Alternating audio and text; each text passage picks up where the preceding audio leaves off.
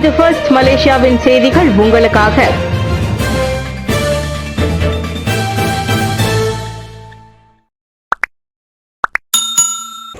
இளைஞர்களுக்கு மாரடைப்பு, ஆரோக்கியமற்ற உணவு கலாச்சாரமே காரணம். மலேசிய மக்கள் மத்தியில் தற்போது தொற்றா நோய்கள் அதிகரித்து வரும் நிலையில் அண்மையில் 19 வயது இளைஞர் ஒருவர் மாரடைப்பு ஏற்பட்டு இருதய நோய் கழகம் IJNல் அனுமதிக்கப்பட்டார். இளம் வயதிலேயே இருதய நோய் ஏற்படுவதற்கு பல காரணங்கள் இருந்தாலும் நவீன வாழ்க்கை முறையும் தற்போது அதிகரித்து வரும் ஆரோக்கியமற்ற உணவு கலாச்சாரமுமே இதற்கு முக்கிய காரணம் என்கிறார் இருதய நோய் நிபுணர் டாக்டர் சதீஷ்குமார் கோவிந்தராஜு. ஒரு கடின உழைப்பாளிக்கும் அலுவலகத்தில் வேலை செய்பவர்களுக்கும் உணவு பழக்க வழக்கத்தில் பெரிய வித்தியாசம் இல்லை. ஒரு கடின உழைப்பாளி அதிகமான உணவு உண்ணலாம். ஆனால் உடல் உழைப்பு குறைவாக உள்ளவர்கள் அந்த அளவிற்கு உணவு உட்கொள்ள வேண்டிய அவசியம் இல்லை. ஆனால் நாம் அதில் அக்கறை கொள்வதில்லை. அதிகப்படியான உணவுகளை உட்கொள்கின்றோம். அதிலும் பதப்படுத்தப்பட்ட உணவுகளை அதிகம் உட்கொள்கின்றோம். அந்த முறை உணவில் நிறைய ரசாயனங்கள் கலந்திருக்கும். அது இரத்த குழாய்க்கு நச்சுத்தன்மையை ஏற்படுத்தும் என்றார் அவர். உலக அளவில் இருதய நோய்களால் மரணமடைபவர்களின் எண்ணிக்கை ஆண்டுக்கு 3,75,476 பதிவாகியுள்ளதாக உலக சுகாதார நிறுவனம் WHO-வின் தரவுகள் காட்டுகின்றன. 10,800 நோயாளிகள் உறுப்பு தானத்திற்காக காத்திருக்கின்றனர். நாட்டில் சுமார் 10,800 நோயாளிகள், குறிப்பாக சிறுநீரகம், கல்லீரல், இருதயம் மற்றும் நுரையீரல் பிரச்சினையுடைய நோயாளிகள் உடல் உறுப்பு தானத்திற்காக காத்திருக்கின்றனர். கடந்த ஜூலை மாதம் வரை பதிவு செய்யப்பட்ட எண்ணிக்கை கடந்த ஆண்டை விட 5.4 விழுக்காடு அதிகரித்துள்ளதாக சுகாதார அமைச்சர் டாக்டர் ஜுல்கிஃப்லி அகமது தெரிவித்தார்.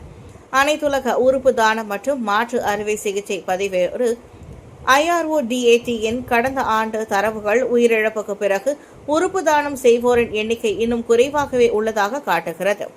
அதாவது 10 லட்சம் மக்கள் தொகைக்கு 46 சம்பவங்கள் அல்லது 1.33 நன்கொடையாளர்கள் மட்டும் உறுப்பு தானம் செய்ய முன்வந்திருப்பதாகவும் டாக்டர் ஜுல்கிஃப்லி அகமது விளக்கினார்.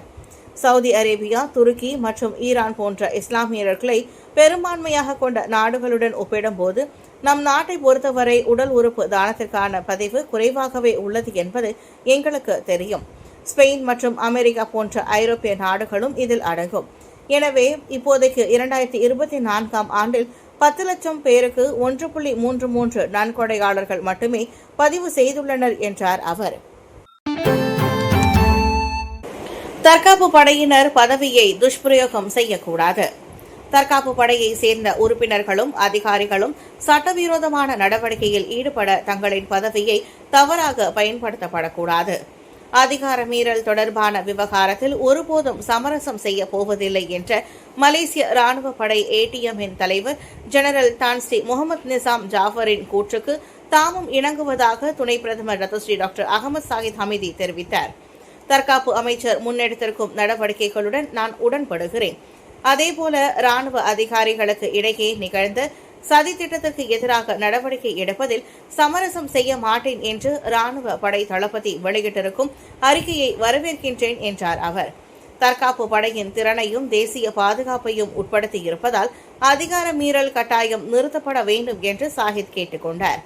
அமலாக்க அதிகாரிகள் உட்பட அனைத்து தரப்பினருக்கும் இச்சம்பவம் ஒரு பாடமாக அமைந்தது என்றும் அதே செயலை மீண்டும் செய்யவோ அல்லது இதேபோன்ற நோக்கங்களுடன் பிற செயல்களை செய்யவோ இனி யாரும் எண்ணக்கூடாது என்றும் சாஹித் நினைவூட்டினார்.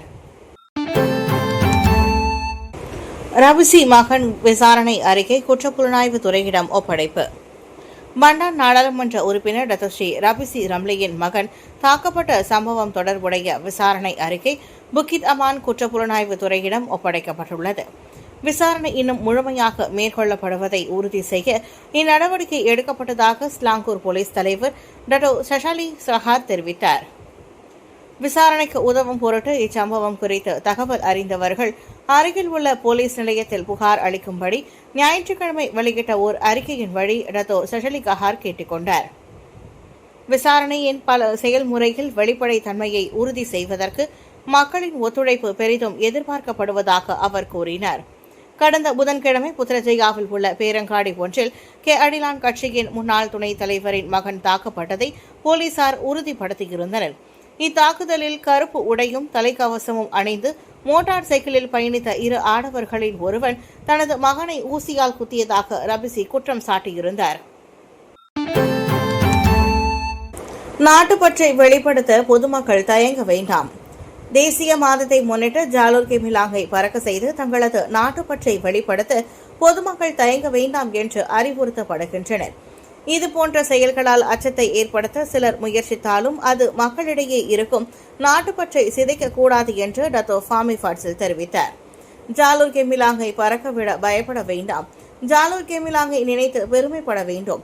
எந்தவொரு தரப்பும் நம்மை பயமுறுத்தவும் மிரட்டவும் அனுமதிக்கக்கூடாது. மக்களை குறிப்பாக ஜாலூர் கெமிலாங் விவகாரத்தில். ஆனால் இந்த தேசிய மாதத்தில் முக்கியமானது என்னவென்றால் நம்மிடையே நல்லிணக்கம் மற்றும் ஒற்றுமை நிறைந்த சூழலை விரும்புகின்றோம். ஜாலூர் கெமிலாங்கை பறக்கவிட பயப்பட வேண்டாம் என்றார் அவர். ஜாலூர் கெமிலாங்கை இழிவுபடுத்தும் எந்தவொரு செயலையும் தேசிய சட்டத்துறை கடுமையாக கருதுவதாகவும் சட்டத்திற்கு எதிராக செயல்பட்டால் நடவடிக்கை எடுக்கப்படலாம் என்றும் டத்தோ ஃபாமி ஃபாட்சில் நினைவூட்டினார். கெமாஸ் பணியாளர்களை நிரந்தர பணிகளில் அமர்த்தும் பரிந்துரை 2026 வரவு செலவு திட்டத்தில் இணைக்கப்படலாம்.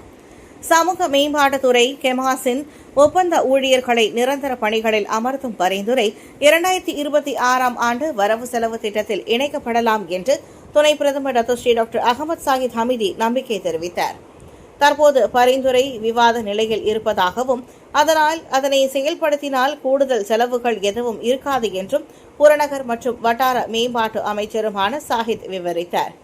இந்த பதவி நிலைநிறுத்தப்பட்டால் அது புதிய நியமனங்களையோ அல்லது கூடுதல் அதிகரிப்புகளையோ உள்ளடக்காது. மேலும் ஓய்வூதியம் இல்லாமல் நிரந்தர வேலையாக மாறும் பிற ஒப்பந்த பணிகளுக்கு இது ஒரு அளவுகோலாகவும் பயன்படுத்தப்படலாம் என்றார் அவர்.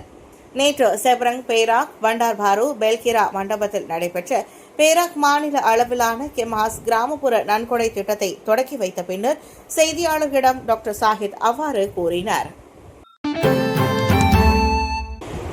ஜாரா மரண விசாரணை குறித்து எழுந்துள்ள கேள்விகளின் நடுவில் கொரோனர் சட்டம் அமல்படுத்தப்பட வேண்டும் என பல குழுக்கள் வலியுறுத்துகின்றன.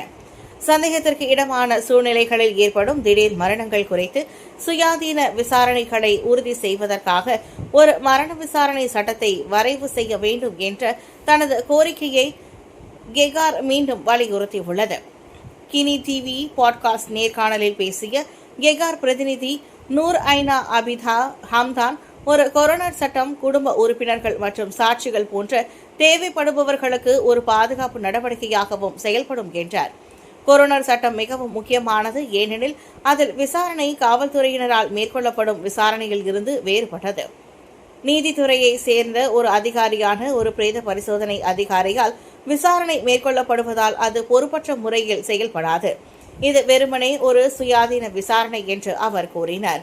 கடந்த மாதம் சபாவில் முதல் படிவு மாணவி ஜாரா கைரினா மகாதிர் இறந்ததை அடுத்து ஆகஸ்ட் 10 உறைவிட பள்ளி மாணவர்களை பாதுகாக்கவும் வெளிப்படையான விசாரணைகளை செயல்படுத்துவதை உறுதி செய்யவும் புதிய சட்டங்களை உருவாக்குமாறு கெகார் அழைப்பு விடுத்தது.